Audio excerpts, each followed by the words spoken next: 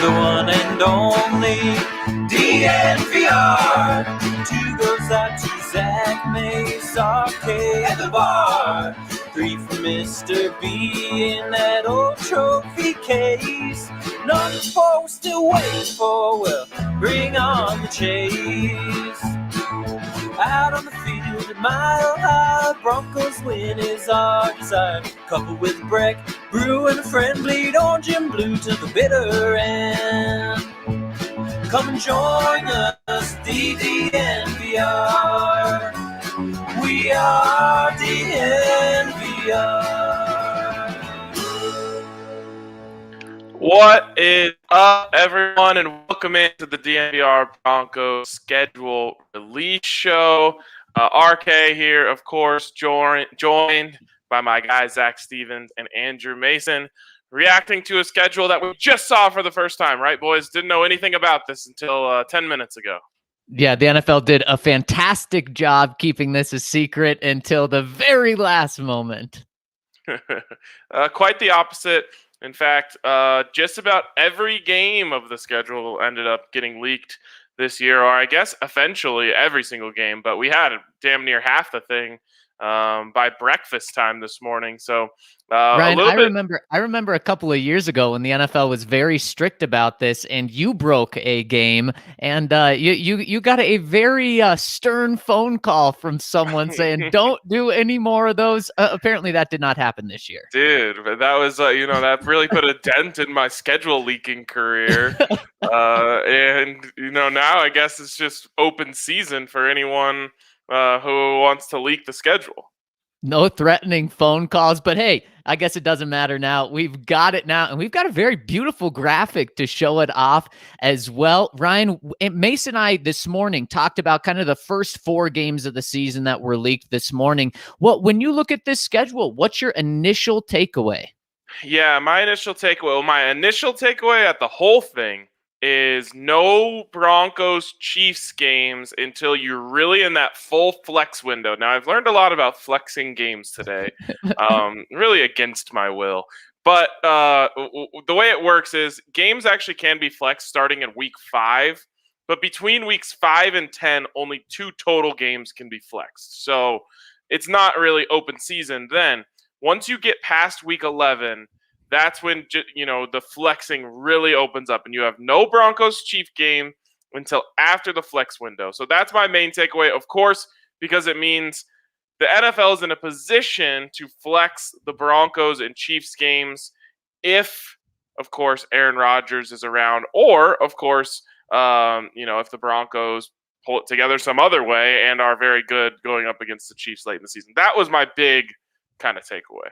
Yeah, and my big takeaway, Ryan, kind of goes along those lines, but just in a different way. And that's the Broncos only have one prime time game as of now. Like you said, things could change, but as of right now, I mean, this is the first time in forever that the Broncos have only had one prime time game, and it's the mandatory prime time game. So the Broncos don't get anything other than the bare minimum here. Of course, Thursday, week 7 against the Browns in Cleveland is their only prime time game as of now. But you have to imagine they're going to be flexed into as many games as possible if they get Aaron Rodgers. Or, like you said, Ryan, down the stretch, lot of divisional games for the Broncos near the end of the season. Not only that Chiefs game in week 18. If that one's getting flexed, that means fantastic things for the Broncos season, because that would be a Sunday night game to end the season. That would probably mean that the AFC, the number 1 seed, is on the line right there. So that would be awesome. But the week before, you also have the Chargers game. That could be a huge game, fighting for a playoff spot, maybe fighting for the first wild card spot there, or just a wild card spot. So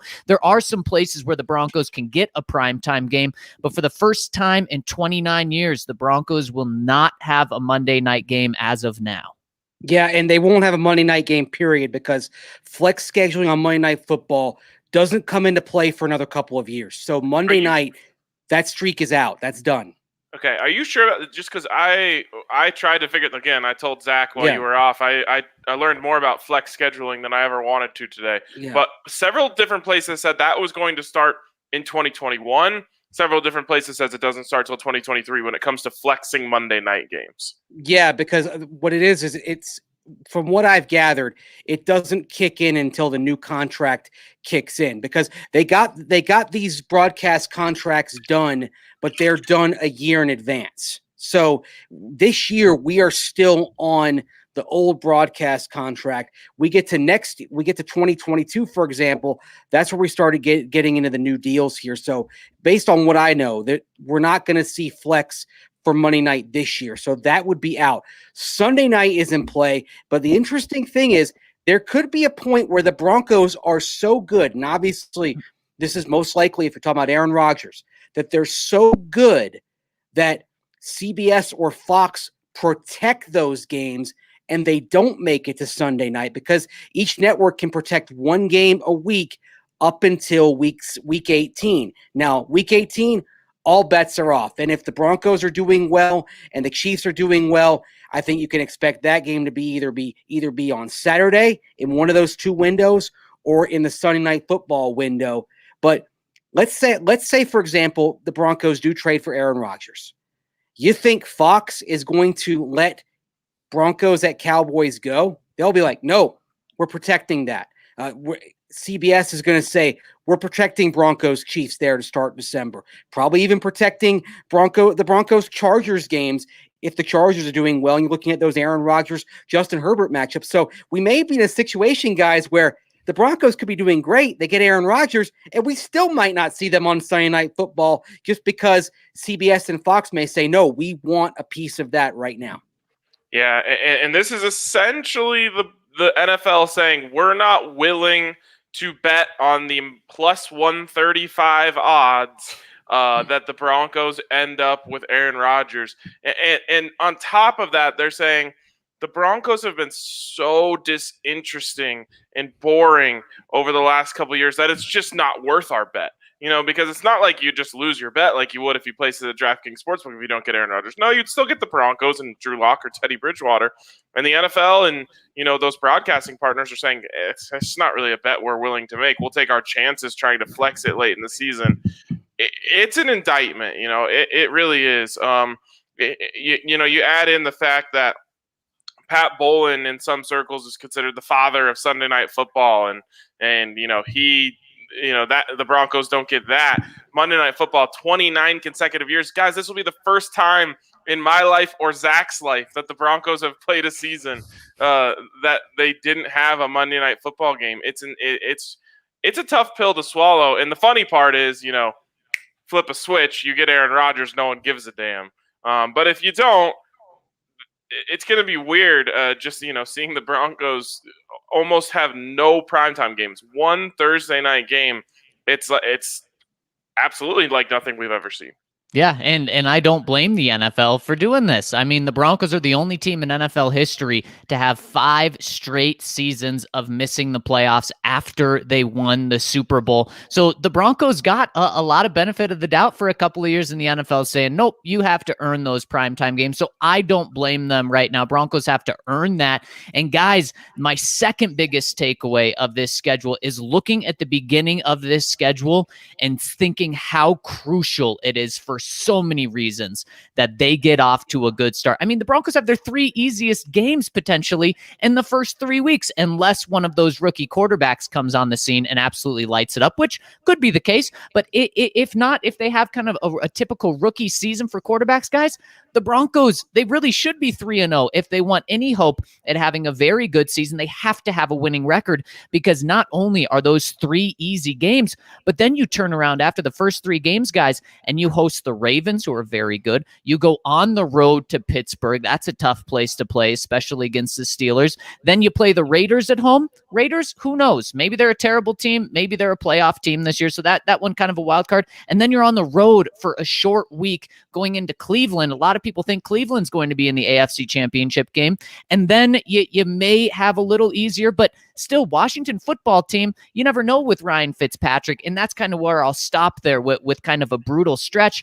If you go into that stretch, guys, at 1-2, you're toast, unless you have Aaron Rodgers. But I mean, if this is a Drew Lock, Teddy Bridgewater, guys, the hope will be sucked out of Broncos country. You couldn't be more right, Zach, on that. I mean, It's an opportunity here for the kind of start that they have not had under Vic Fangio. They literally have an 8-game September losing streak going back to even Vance Joseph in 2018. But you don't want to think about the consequences if they come out of that first 3 games with a 1-2 mark. And you look at October, for example. You mentioned Washington. Washington, I mean, it was a bad division, but a playoff team. So you look at that October schedule and you see 5 games, 4 teams that were in the postseason, and Washington, that 7-9 record might be a little bit deceptive because they gave the Bucs a fight with Taylor Heineke at quarterback last year. Remember that. Washington is better than that 7-9 record dictates. And then if you stack on that first game of November into it, I think we agree. Dallas getting Dak Prescott back, they're going to be better than they were last year. So I would even say it's that 6-game stretch, Baltimore to Dallas. And if you haven't banked some wins in those first 3 games, and again, this is kind of looking at where the roster is now, not where it could be with Rodgers. But if you haven't banked 2, preferably 3 wins, you want to be 3-0, Giants, Jaguars, Jets. Because if you're even 2-1, you're shaky. If you're 1-2, this thing could get a little bit ugly in October, and it might doom the Broncos might be doomed before Veterans Day once again. Yeah, so when I first saw the schedule in the first, or I should say when the first 4 weeks of the schedule leaked, my first thought was, somebody out there is looking after Vic Fangio. We're talking about a guy who hasn't gotten a win yet in the month of September during his coaching career, and really can't afford to have that happen again this year. I think if that happens this year, if they were to be 0-3 or 0-4 starting the season, I think they pull the cord on the thing and just say, look, we've got, I guess it would be however many games you have left to figure that out. If it would be 12 more games or 13 more games to figure that out. Math is tough, Ryan. You but we get the point. I can't operate in a 17-game window. Especially when you head. think about it, and there's actually 18 weeks. I mean, it just throws you for a loop. Week 18, I've never heard that before. It's happened once, and it. You guys were both born in 1993, right? You're before 93. Two. We're old guys. You were alive for Week 18, 1993. Yes, the infamous double bye year. Imagine that, 2 bye weeks. It was a 1-year experiment that went so badly they never went back to it again. The double bye year. The double bye is what the Chiefs have been calling the Broncos for the last 5 years. Ouch. I'm sorry, and there guys. we go, half of our viewership. No, so yeah, I mean, this start is a godsend. I really think that you should get 2. I think you should get 2 of the first 4. 3 is great. 4 is, only winning 1 is bad, really bad. And obviously, if you lost all of them, it's a disaster. You lost your job. Yeah, absolutely. And Ryan, you talked about Vic Fangio specifically. This is also great for his defense because you look at this. You look at Daniel Jones week 1. He's been a turnover machine throughout his career. So unless he takes a big step up this year, which is possible entering year 3, it's not like he's set in stone of what he is. But if he doesn't take a huge step up, especially in week 1, the Broncos could really feast on him in terms of turnovers. Week 2, you're playing Trevor Lawrence, who's making his 2nd career NFL start. I know he's Trevor Lawrence and is going to be a great quarterback, but this is only going to be his 2nd start in the NFL with a new coach, maybe a new 3rd string tight end with Tim Tebow. You don't know the chemistry that he's going to have with him yet. So the defense should feast on them as well. And then week 3, another rookie quarterback, guys. This is going to be Zach Wilson coming from BYU, making his 3rd career start in the NFL. Again, Vic Fangio should be able to feast. There should be no slow starts for this defense. There should be Von Miller and Bradley Chubb should be able to get after the quarterback. You should have Kyle Fuller having an interception or 2 in these first 3 weeks. So this really sets up in the best possible way in every single situation for Vic Fangio, unless the Broncos defense doesn't look good and they lose games. And I love the fact that they're not getting the first game of Trevor Lawrence or Zach Wilson, because week 1, all you're going to have is preseason film. Nobody's going to put anything of value there. Vic gets to game plan for Trevor Lawrence with 1 game of film. That's going to give him an advantage. He's going to game plan for Zach Wilson with 2 games of film. So that in and of itself is a break. I would much rather see Lawrence and Wilson in weeks 2 and 3 than either of them in week 1, where the element of surprise could have really screwed things up. I think that week 2 game in Jacksonville, that might be the rude awakening game for Trevor Lawrence, staring across the line of scrimmage and seeing Bradley Chubb and Von Miller and seeing Vic scheme things that Lawrence hasn't quite conceived of coming out of Clemson. That, too, is a huge break for the Broncos. We really did lose a good chunk of our viewers after I made that joke. I thought we were in a safe space here. I thought we could laugh at each other.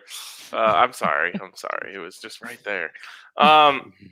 All right, let's check out the schedule again, because I think the balance of this thing is really interesting. When you look through the beginning of the schedule, you say, okay, that looks pretty nice. That looks pretty good. And then you look at the second half of the schedule and you're like, okay, this is where, if you are in a stretch run, this could be really exciting. If you're not in one, it could get kind of ugly, in my opinion. Obviously, you have both of the Kansas City games, both of the Chargers games. Who knows? I mean, I never like being scared of the Chargers before the season. I don't really think they're all that scary until they prove that they can stay healthy for a week.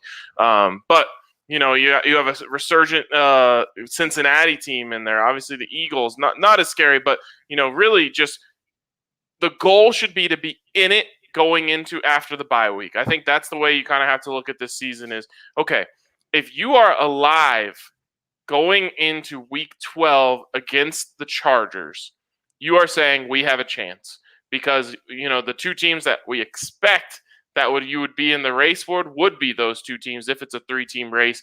And you'd say, look, we have all 4 games against the 2 teams that we're jockeying for position within our division and potentially for a wild card spot, when it comes to the Chargers especially.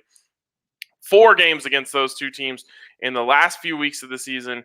If you're in it going into that bye week, I think we're finally going to have some fun Broncos down the stretch football here.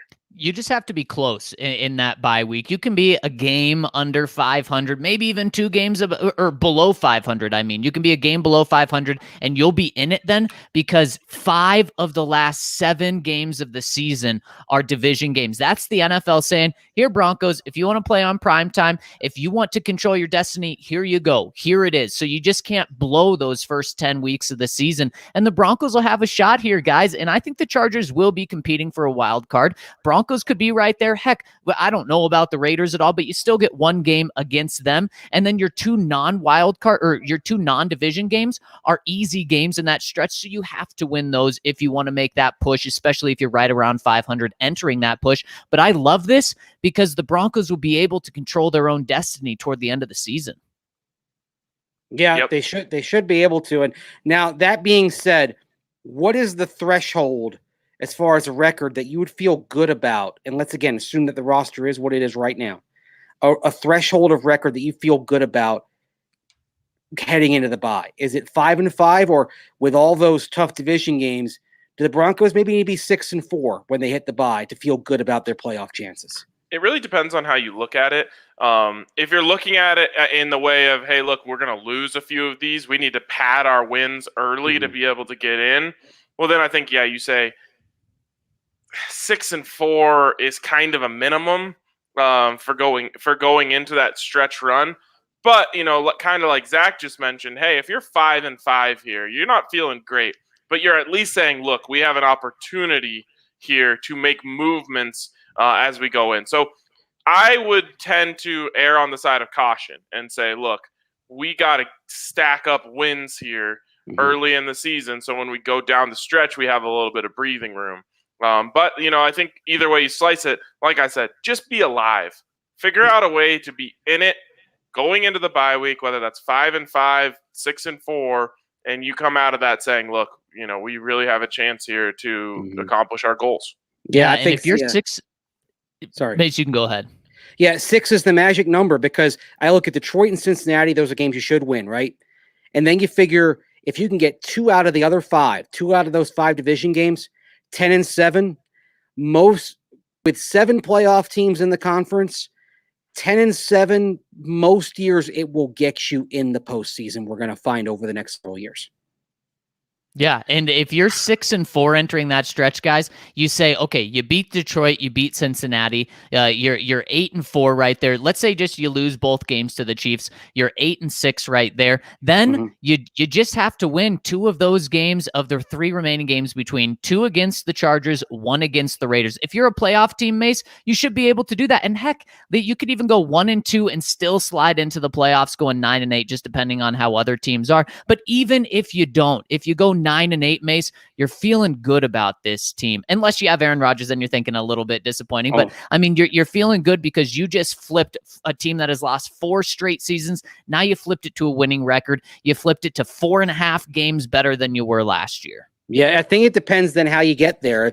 Did you get to 9-8 playing better down the stretch, or did you get to 9-8 because you faded? And that's where this is sort of an interesting thing, because what if they are, say, 9-5 after the Bengal game and look like they're in good shape?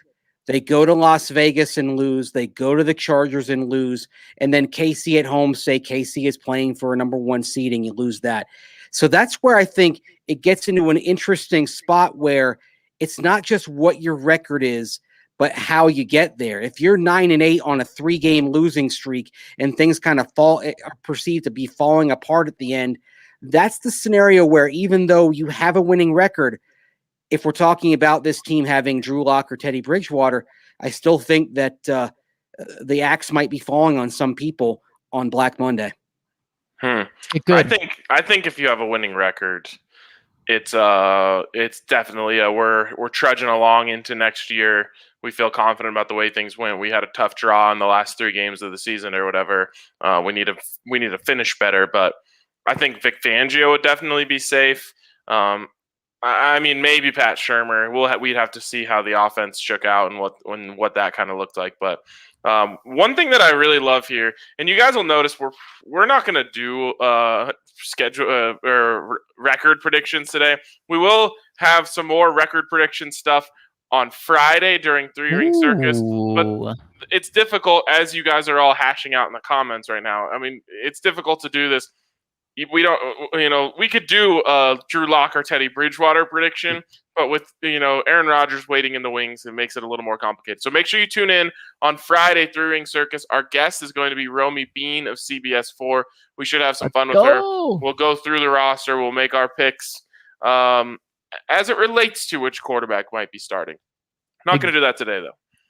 Exactly. Oh, sorry. Continue, Ryan. I was going to say, one thing that I really love here when we look at this schedule and how favorable it is for the Broncos, you get some of these strength of schedule metrics that are based off of last year's records, which, that'll give you a nice little peace of mind. But what I love here is this was made by Mr. Case B on Twitter. He took all of the DraftKings projected win totals for each team and created strength of schedule based on that. And based on that metric, the Broncos actually have the 4th easiest schedule in the NFL this year. And based on really any metric, you're going to see that the Broncos have a very easy schedule this year. But so much can change over an offseason. I like looking at the projected wins from DraftKings here. This is a super, super favorable schedule for the Broncos and really should be a huge opportunity for Vic Fangio to kind of get off the schneid, for this team to get out of the hole of losing seasons. It's kind of all setting up for them here. And, everything down to even the placement of the bye week is really nice. I mean, finally, right? It's felt like forever since we've been able to say the Broncos got a good break with the schedule, especially the way that the schedule actually shaked out. And I love the Week 11 bye week. I think that is perfect, especially because then you get a week off to prepare yourself for what's going to be potentially a huge run for you. And then you'll be as fresh as possible for the playoffs as well. I love that Week 11 bye week. And I also love leading up into that Week 11 bye week, guys. You get to play the NFC least back back to back to back. Now, there's arguments to be made that Washington football team, if you get Ryan Fitzpatrick on a hot week, they could be really tough because their defense is good. Their defensive line is terrifying. That's not going to change with Ryan Fitzpatrick, but that's a very winnable game with Ryan Fitzpatrick back there. It could also be a scary one. Dallas, they're obviously going to be better than they were last year with Dak back, but Dallas isn't a team that's like a juggernaut right now, in my opinion. They still have many holes. And then Philadelphia, guys, they may be the worst, and I'm sorry to Allie for this, but they may be the worst team that the Broncos have on their schedule right now, just with how in disarray they are. I'm sorry, Allie. I'm sorry. Yeah, but think of it this way. You might get the Joe Flacco game. I mean, that's... Bring it on. Bring it on. Please, God, no. Oh, come on. That would be... We already got the Joe much... Flacco game. He was 2 for 2, and the Jets lost. Yeah, and there was no one in the stands, and the game was in New Jersey. This one is Joe Flacco coming to Denver, where I'm sure the reception is going to be just lovely. And if nothing else goes right, maybe that game will go in the Broncos' favor. But yeah, it's a benign schedule here. And now that being said, there are always games that end up being tougher than you think they are now. And there are ones that are going to be easier than you think there are now. And so and that's where I kind of look at Washington and Dallas. And I say, those are the games that could end up being more difficult than we expect today. Games that could be easier and more winnable. I'd take a look at that Week 5 game against Pittsburgh because of the way Pittsburgh slid into the postseason last year. Yeah. I mean, you look at it this way, I believe there's only 3 teams on the schedule that won a playoff game last year. Now you have a few that snuck in and lost in the first round in there, but you have Baltimore, Cleveland, and Kansas City. They're the only teams on your schedule that won a playoff game last year. You don't have to deal with anyone, only one team who made it into the Final Four. You don't have to deal with anyone from the NFC. That was good. And so you have like a really nice schedule here. There are the unknowns of Trevor Lawrence and, Zach Wilson early on in the schedule. But again, they really should be licking their chops at this schedule. And heck, maybe it's even more of a reason why Aaron Rodgers wouldn't mind coming here and playing against this last place schedule. And also, guys, with the start, let's say Aaron Rodgers is here, he doesn't have to face a gauntlet right away. The Broncos can hash out their issues on offense, build that chemistry with the easiest start that they could possibly imagine. And a slow start for a team with the Hall of Fame quarterback, guys, wouldn't be the craziest thing ever. I mean, even Peyton Manning had a tough start in 2012. So to think that Aaron Rodgers would come in and need a couple of weeks to build up, that's okay with this schedule because you could go 3-0 and Aaron Rodgers and the Broncos offense could not be clicking through that as well. And I mean, you're still probably putting up 24 points if the offense isn't clicking. That should be plenty enough for Vic and this defense to take care of these 3 games.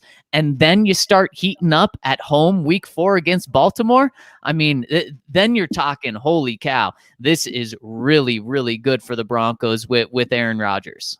Yeah, I can't believe I'm saying this, guys, but I'm glad you mentioned Peyton Manning from 9 years ago, Zach, because it didn't do the Broncos any favors early when they opened, of course, with Pittsburgh, and then they turned around. They went to Atlanta, who was number 1 seed that year, played Houston, got a break with the Raiders, and played at New England. So they were 2-3. This opening, I mean, I think if those 3 weeks they kind of get their feet under them. If Aaron Rodgers is the quarterback, I think you can expect this team to be 8-2 or 9-1 at the bye. I mean, your expectation. There will be no way to put any brakes on anyone's expectations. Aaron Rodgers, and I don't see any reason that they would need to be. Hopefully, we get to have that conversation in great depth for a few months before the season starts. But of course, we'll have to wait and see on that. Any other takeaways from the schedule here that you guys want to touch on before we get out of here? Real quick, you always look and see, okay, do you have 3 straight road games? That's one of the first things you look at in addition to kind of where you start, where you finish. You avoid the 3-game road trip, and that's something that even great Broncos teams have struggled with. So that's a nice little break there. And then just kind of the usual thing. The NFL has to have the Broncos playing at Kansas City in December. That's 3 years in a row. You're kind of used to that. And for Broncos fans who want to spend their holidays elsewhere, Christmas in Las Vegas. Yes, Oh you can combine Christmas Vacation and Vegas Vacation into one film. Oh man, that could be wild. Yes. I guess that was the last thing I wanted was what's the game you're looking forward to most on the schedule? I think that week 17 game against the Chargers could be pretty juicy. Now, it's not going to have the fan base that's going crazy outside of Broncos fans being in Los Angeles, but that game could be, I hope it's huge, because if it's huge, it means the Broncos are in it in early January. Yeah, that's a great point. And that's another game where it could be a huge traveling contingent or just the Bronco fans in Southern California invading that stadium. That's you know what? That's a good time to have a quasi home game. If you're playing for something in week 17, going to LA and looking around and seeing 40,000 Bronco fans in beautiful SoFi Stadium. So that's one that's one that jumps out as well. And I'll tell you, it's that Thursday night game against Cleveland. I mean, the Browns they're a team that it would not shock anybody, I think, if they join that elite class of contenders in the AFC. If they're right there with where we expect Buffalo and Kansas City to be. So if it's Drew Lock, Aaron Rodgers, it's a litmus test type of game going into a tough environment. Or Drew Lock, Trey Bridgewater, pardon me. If it's Aaron Rodgers, I think we're looking at that Cleveland game as a potential preview of a big January playoff game. Love it. For me, I am so nostalgic for big, rowdy, raucous crowds. And I think that game against the Washington football team at home on Halloween is going to have just an absolutely crazy environment. You know, the holiday gets people a little extra loose before the game. You've got the costumes. I think that one, in terms of a home game, is just, especially if the Broncos are still, hanging around, I think that one is just going to have an awesome atmosphere. Yeah, I think so too. And guys, I never thought I would say this, but games against Jacksonville, the Jets, and Cincinnati are going to be a lot more interesting this year and a lot more exciting because you get to go up against three of the up-and-coming quarterbacks in the game. And that should also be great news for Vic Fangio. Gets to go up against young quarterbacks, especially the fact that you get to play Trevor Lawrence in week 2 before he's able to get his feet under him. I think that is really good. And my final takeaway, guys, well, 2, 1 good, 1 bad. The bad, I don't like ending the season 2 out of 3 games on the road in the division. Now, that Chargers game could legitimately have more orange in the stands, but still you got to travel. I don't love that, having to travel 2 out of the last 3 weeks of the season. But what I do like, guys, is there's a chance that, let's say the Broncos don't have Aaron Rodgers, but they're in the playoff push. That week 18 game, Kansas City could have everything locked up. And I hate saying that, but it's very realistic that Kansas City could have everything locked up and they could be playing their backups that game when the Broncos are trying to make that push and need one more win to make it into the playoffs. That could be huge right there. Getting Kansas City with no Patrick Mahomes because they're sitting everyone. You only have to play Kansas City once with Patrick Mahomes. That's a very realistic possibility there. Yeah, absolutely. And Gabriel, with the very timely request here, make sure you guys hit that like. You can also subscribe to our channel here to catch all of our content. You can even sign up for alerts anytime we go live or drop a new video. But we appreciate you guys for tuning in on a quick little instant reactions to the schedule. Of course, we'll be back on the pod tomorrow. And again, make sure you tune in on Friday. We'll be back live on the YouTube channel for another episode of 3 Ring Circus. We'll have our guest, Romy Bean. We'll do even more schedule talk. We'll go through the whole damn thing and put some predictions down. But for today, that wraps it up for us. We'll talk to you guys later.